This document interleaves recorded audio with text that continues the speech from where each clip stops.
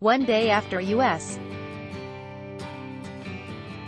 President Donald Trump stripped former CIA Director John Brennan of his security clearance, the commander of the raid that killed Osama bin Laden said it would be an honor if the president would take away his own clearance next.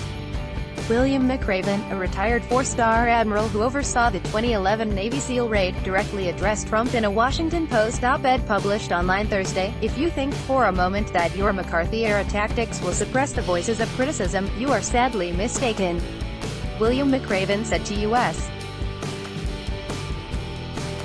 Donald Trump in his op-ed.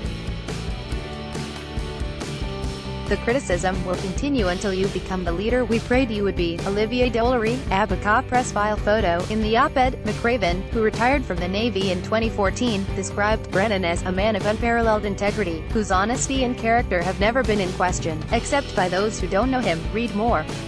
Donald Trump revokes Obama-era CIA director's security clearance. Article continued. Belarus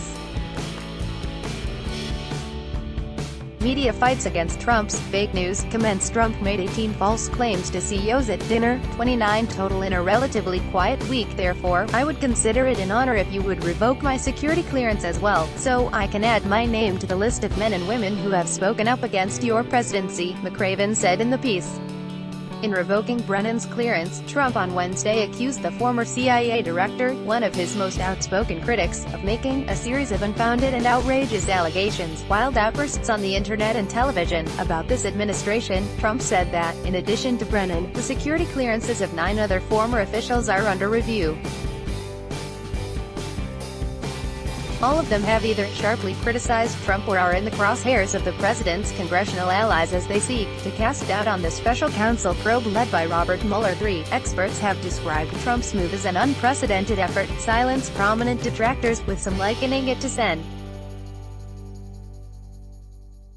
Joseph McCarthy's anti-communist crusade in the 1950s, or President Richard Nixon's targeting of critics on his enemies list. McRaven echoed those sentiments, arguing in his op-ed that Trump has embarrassed us in the eyes of our children, humiliated us on the world stage, and, worst of all, divided us as a nation. Article continued below. "If you think for a moment that your McCarthy-era tactics will suppress the voices of criticism, you are sadly mistaken," McRaven said.